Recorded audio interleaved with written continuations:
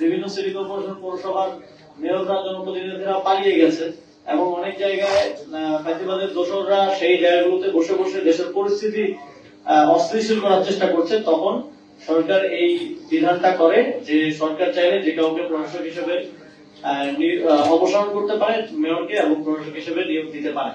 কিন্তু অন্তর্বর্তীকালীন সরকার সঙ্গত কারণেই এই আইন থাকা সত্ত্বেও তার কিন্তু ব্যবহার করা হয়নি। শুধুমাত্র এক জায়গায় সেটা ব্যবহৃত হয়েছে, আর কোথাও সেটা ব্যবহৃত হয়নি। সঙ্গত কারণেই আমরা গণতন্ত্রকে মূল্যায়ন করতে চেয়েছিলাম এবং সেখান থেকে স্থানীয় সরকার নির্বাচন দেওয়ার এক ধরনের সদিচ্ছা থাকলেও রাজনৈতিক নানা ধরনের বাস্তবতা আপনারা জানেন সেটা দেওয়া সম্ভব হয়নি।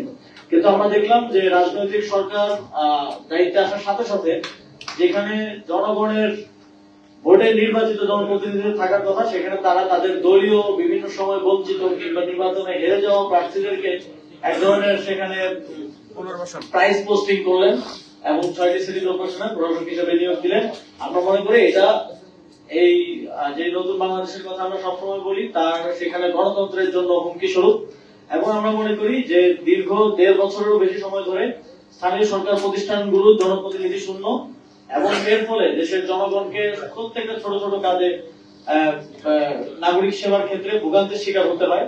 সেই বিবেচনায় খুব দ্রুত সময়ের মধ্যে স্থানীয় সরকার নির্বাচন আয়োজন করা প্রয়োজন এবং এই বিষয়ে সরকারের পক্ষ থেকে কোনো স্পষ্ট বক্তব্য আমরা দুঃখজনকভাবে পাইনি। আমরা আশা করি যে তারা খুব দ্রুত সময়ের মধ্যে টাইমলাইনটা আমাদেরকে দিবে, দেশের জনগণকে দিবে, যে কোন কোন সময়ের মধ্যে, যেহেতু কয়েকটি ধাপে স্থানীয় সরকার নির্বাচন হয়, সিটি কর্পোরেশন, পৌরসভা, জেলা, উপজেলা, ইউনিয়ন পরিষদ, এই পুরো টাইমলাইনটা, রূপরেখাটা আমরা দাবি করছি।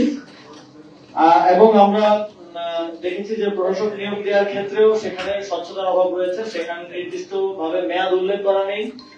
সেখানে প্রজ্ঞাপনটি দেখে মনে হচ্ছে যে আমৃত্যু হয়তো তার প্রশাসক থাকবেন, এইভাবেই সেখানে লেখা আছে। অথচ সরকারি যে কোনো চুক্তিভিত্তিক নিয়োগের ক্ষেত্রে কিন্তু সময় সীমাটা উল্লেখ করা গুরুত্বপূর্ণ। 6 মাস, 1 বছর, 2 বছর, স্বাভাবিকভাবে আমরা এই প্রক্রিয়াতে দেখে থাকি সরকারের চুক্তিভিত্তিক নিয়োগগুলো হয়ে থাকে।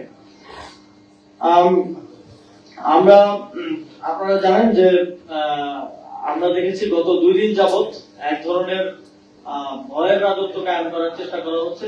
আমরা মনে করি যে যেই পুলিশের মাধ্যমে এই যে বিভিন্ন জায়গায় রেডের নামে সাধারণ জনগণকেও এবং সাংবাদিকদের উপর হামলা হয়েছে, আপনাদের কয়েকজন সহকর্মীর উপর হামলা হয়েছে বলে আমরা জেনেছি। আমরা এই ঘটনার তীব্র নিন্দা জানাই। আমরা মনে করি সরকার এটার মাধ্যমে জনগণকে এক ধরনের ভয়ের মধ্যে রাখতে চাচ্ছে, একটা ভয়ের মেসেজিং তারা করতে চাচ্ছে। এবং আমরা শুনেছি যে স্বরাষ্ট্রমন্ত্রী তিনি বলেছেন যে এখন আন্দোলন করা যাবে না, রাস্তা অবরোধ করা যাবে না। আমরা দেখছি যে অন্তর্বর্তীকালীন সরকারের সময় অনেক অযৌক্তিক এবং বিভিন্ন কারণে, ছোটখাটো কারণে রাস্তা অবরোধ হয়েছে। আমরা সেটাকে অবশ্যই সমর্থন করি না এবং আমরা মনে করি যেহেতু একটি নতুন সরকার গঠন হয়েছে, তাদেরকে তাদের কাজ করার ক্ষেত্রে এতটুকু সহযোগিতা জনগণের পক্ষ থেকে করা উচিত যে অকারণে অযোজিত ভাবে যাতে কেউ রাস্তা অবরোধ না করে। কিন্তু একই সাথে কারো যৌক্তিক দাবিতে আন্দোলন করার, ভয়েস রেজ করার, কথা বলার অধিকারকেও আমরা কোনোভাবেই যেন হ্যাম্পার না হয়, কথা বলার অধিকার বঞ্চিত না হন, সেটা নিশ্চিত করাও আমাদের দায়িত্ব। এবং আমাদের সংবিধান দেশের প্রত্যেক নাগরিককে এই অধিকারটা দেয়। এবং কিন্তু সরকারের পক্ষ থেকে আমরা দেখছি যে একদম একাধারে সকলকে কোনো ধরনের আন্দোলন করা যাবে না, এই ধরনের কথা বলা হচ্ছে, যেটা গণতন্ত্রের পরিপন্থী, আমাদের সংবিধানের পরিপন্থী। এবং আমরা এই ধরনের অ্যাপ্রোচ আগে সরকারের সময় দেখেছি যে বিরোধী দলমত যে কোনো কিছু নিয়ে নামলেই দলমত নির্বিশেষে সেটার উপর দমন পীড়ন চালানো হতো। তো আমরা সরকারের প্রতি আহ্বান জানাবো এই জনগণকে বিভিন্ন রেডের নামে হয়রানি করা এবং এই সাংবাদিকদের উপর হামলা, সাধারণ জনগণের উপর হামলা, মারধর অকারণে যথেচ্ছভাবে করা, এইগুলো থেকে এগুলো বন্ধ করতে হবে। এবং আমরা জানি যে প্রত্যেকটি থানায় কিন্তু ইনফরমেশন আছে যে কারা মাদকের কারবারি করে, কারা চুরি করে, কারা ছিনতাই করে। তো স্পেসিফিকলি সেটা নিয়ে কাজ করতে, সেটা মানে এক ধরনের আইওয়াশ হচ্ছে আর কি, মূল জায়গায় কাজ না করে জনগণকে ভয় দেখানোর এক ধরনের চেষ্টা হচ্ছে বলে আমরা মনে করছি।